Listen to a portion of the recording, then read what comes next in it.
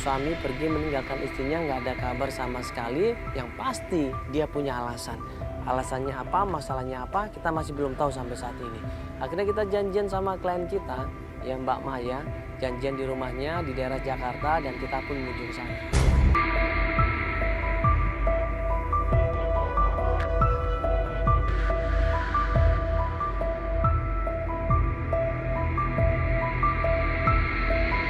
Jadi suaminya itu udah sebulan ini nggak ada kabar sama sekali. Ya walaupun 1 bulan itu buat ibu rumah tangga ya benar-benar berat tuh ya. Iya, merasa kehilangan banget ya pasti karena dia tinggal di rumahnya sendirian. Sama orang tuanya juga nggak punya anak. Iya, udah 2 tahun pernikahan tapi ternyata ya belum mendapatkan keturunan. Makanya dia sedih banget waktu suaminya ini pergi ninggalin dia. Apakah karena masalah keturunan atau mungkin ada pihak ketiga atau mungkin ada pihak lain, kita belum tahu sampai saat ini ya. Pas sampai di rumahnya, ini Feli teleponan sama klien kita. Dan klien kita bilang kalau dia udah ngeliat kita. Mobilnya warna biru ya? Iya, iya, sebentar. Kenapa deh? Kenapa? Kamu kenapa?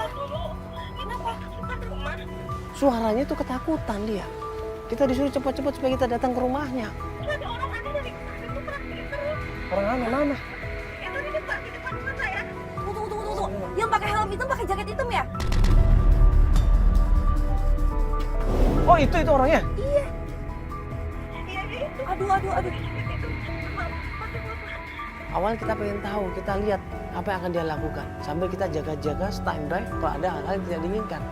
Gak lama kemudian orang yang pakaian hitam-hitam ini malah nyamperin mobil kita. Enggak, tunggu sebentar.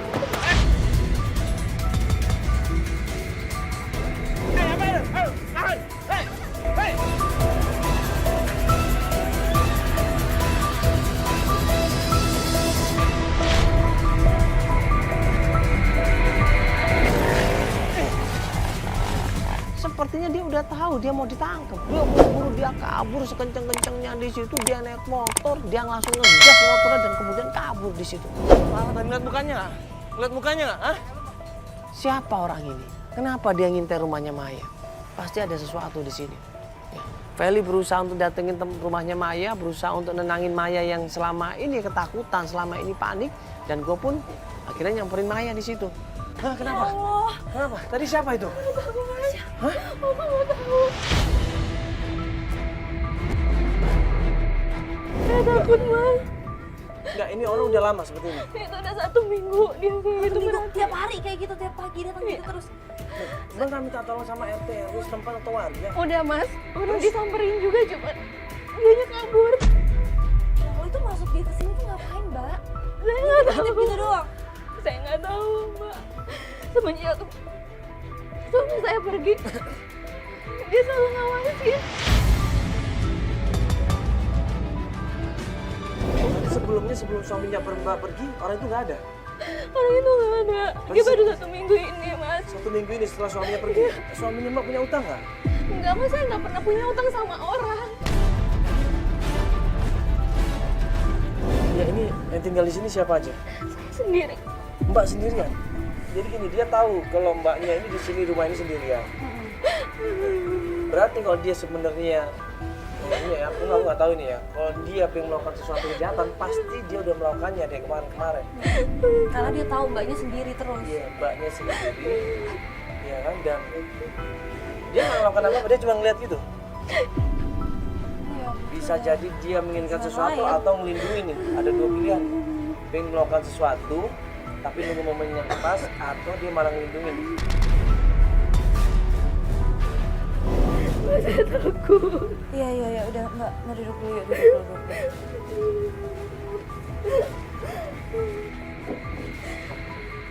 Mbak, ini saya mau tanya, Mbak pernikahan udah 2 tahun ini, betul? Iya, Direstuin sama kedua orang tua? Ini 2 tahun udah menikah, ya orang tua juga merestuin, dan hubungan kalian baik-baik aja. Tidak ada masalah sebelumnya. Ya, kok tiba-tiba suaminya ngilang, kan pasti punya alasan yang kuat, Mbak. Itu yang jadi pertanyaan saya, kenapa suami saya ninggalin saya udah 2 minggu dia nggak pulang-pulang, sedangkan kita tuh nggak pernah ada masalah sama sekali, Pak. nggak ada masalah ekonomi, nggak ada masalah pihak ketiga, nggak ada masalah keluarga. Kok suaminya pergi gitu saja? Kenapa? Saya nggak tahu, Mas. Saya udah coba. Kau Iya, suami saya kerja di tempat bapak saya. di tempat bapak.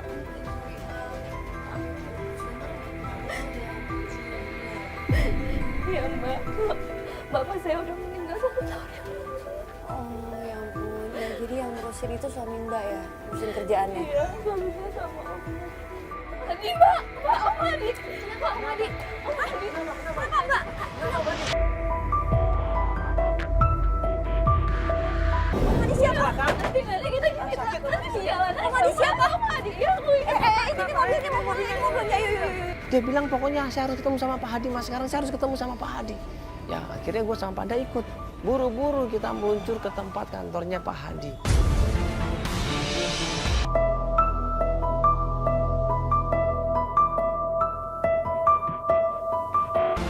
Kita bingung banget itu maksudnya kenapa? Ada apa sama Pak Hadi? Pak Hadi lagi ini apa? Sakit. Enggak, Pak Hadi ini tuh rekan bisnis papa dari dulu. Saya tuh kenal dia dari kecil, Mas. Oh, terus? Dan kemarin tuh Pak Hadi tuh telepon aku, terus dia mau kasih informasi tentang Mas Wahyu.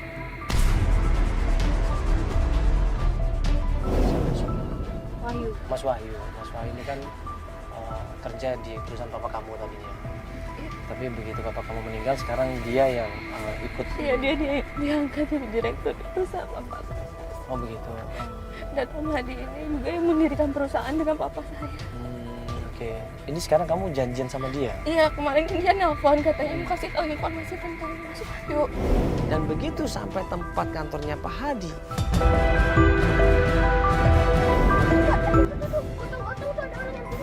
Itu siapa nih? Oh, itu Om Hadi. Itu Om Hadi, itu Om Hadi. Itu kenapa dia? Oh itu Hadi yang pingsan itu? Iya. Iwan! Iwan! Iwan! Kenapa Pak? Kenapa? Ini kenapa, Wan? Ini kenapa? Saya nggak tahu Pak. Ibu dibawa kemana? Ya ini mau dibawa ke rumah sakit terdekat Ibu. Udah nggak berangkat, udah nggak berangkat. Ayo udah kita susul ya. Dan kita panik. Nggak nyangka kalau Om Hadi hari itu juga pingsan, nggak berdaya di situ.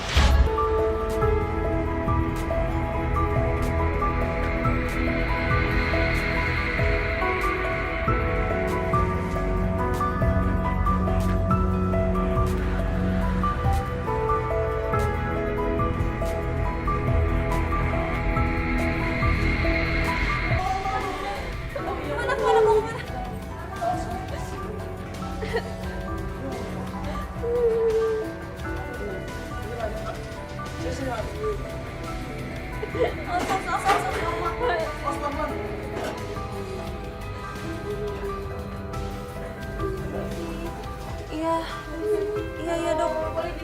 Maaf, belum masnya di luar dulu. Saya mau di sini. Iya, di luar aja ya. Aduh, marah kan ya, Nanti saya kabarin di luar dulu aja.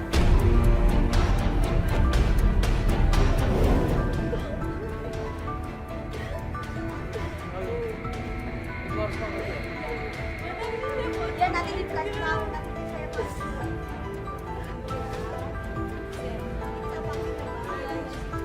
Saya kabarin ya. Tadi gimana sih Mas kronologisnya gimana ceritanya? Iya lagi Awalnya gimana? Dia jatuh lagi apa ngapain? gimana? Gak tau Mas, dia tiba-tiba keluar dari ruangan kelihatan lemes gitu terus Jatuh? langsung jatuh gitu. Astagfirullahaladzim. Ya tuh biasanya nggak pernah kayak gini ya kan? Om Hadi tuh nggak pernah. Marah-marah gitu. Ya Allah. Dia telepon sama orang terus marah-marah kayak orang marah Tiba-tiba Bapak keluar dari ruangan tuh udah lemes banget dia. Dia marah-marah kaget itu terus jatuh pingsan. Iya. Marahnya apa? Pernah denger ya omongannya apa gitu? Kira-kira apa? Gak tau Mas, jadi pas saya denger itu cuma dari luar aja, jadi gak kedengeran suara dari dalam. Terima kasih Mas ya. Om Hadi tuh udah saya anggap kayak ayah saya sendiri. Selama saya meninggal 1 tahun yang lalu cuma dia yang perhatian sama saya. Apalagi selepas Mas Wahyu pergi, dia selalu semangatin saya.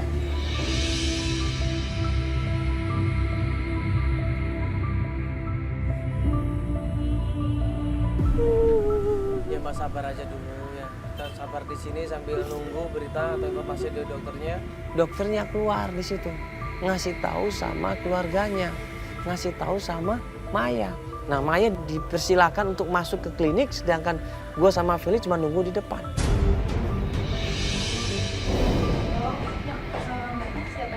Saya mau nanya.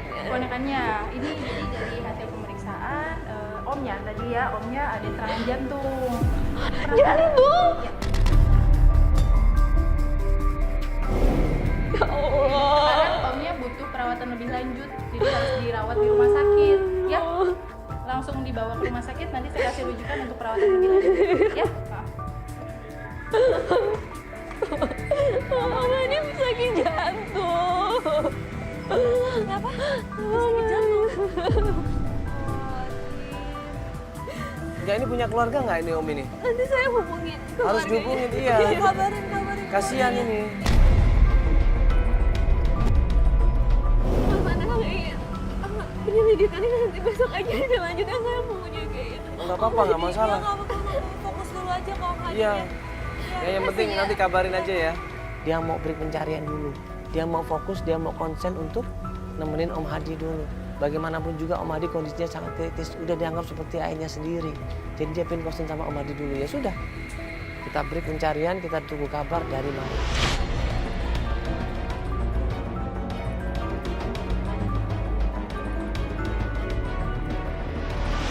Berapa hari kemudian kita dibeliin sama klien kita Mbak Maya. Dia bilang dia pengen melanjutkan pencarian. Sebelum melanjutkan pencarian, dia pengen mempertemukan kita sama Om Hadi. Supaya Om Hadi cerita semuanya tentang masalah yang dialami sama Mbak Maya.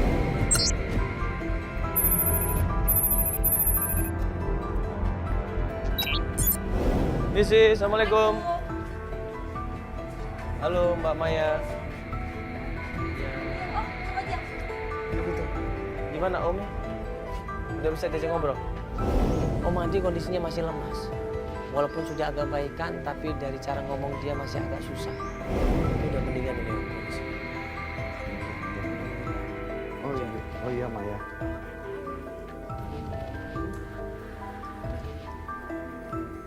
Oh iya. Kenapa Om? Iya, Apa ini Om temukan dari lacinya, mejanya Wahyu. Entahlah ini benda Mejanya apa. Wahyu? Iya, Om nggak tahu itu. Di mejanya Wahyu, dia menemukan sesuatu yang aneh di situ. Ini mejanya Wahyu, meja kantor. Iya. Astagfirullahaladzim. Ini keris atau apa nih? Sama cincin ini. Ini kayak jimat gitu maksudnya Pak?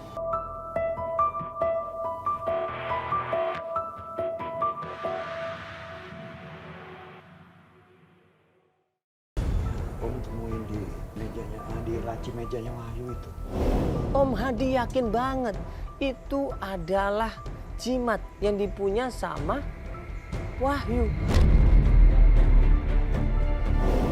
Juga jadi kepikiran sama meninggalnya ayah kamu. Kenapa emang? Menurut dokter atau informasi yang lain katanya ayah kamu itu meninggal karena jantung. Padahal setahu Om, ayah kamu itu tidak ada riwayat penyakit jantung. Ada riwayat penyakit jantung. Ya, soalnya Om tahu persis kalau orang yang kena penyakit jantung itu bagaimana. Tapi ayah kamu selama ini nggak ada keluhan apa-apa. Om jadi heran. Maksud Om, saya meninggal nggak wajar.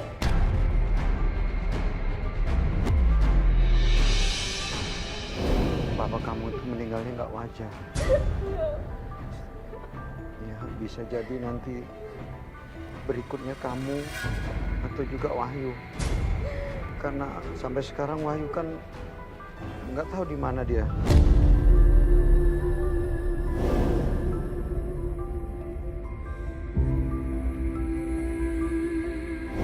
Akhirnya kita coba netralisir. Gue bilang sama Om Hadi, gue bilang sama Maya yang lagi sedih saat itu, gue bilang, Astagfirullah, jangan berpikir yang macam-macam dulu Om. Ya. Belum tentu yang menyebabkan itu semua adalah guna-guna. Ya. Mati hidup seseorang itu Allah yang ngatur, Om. Iya memang. Iya.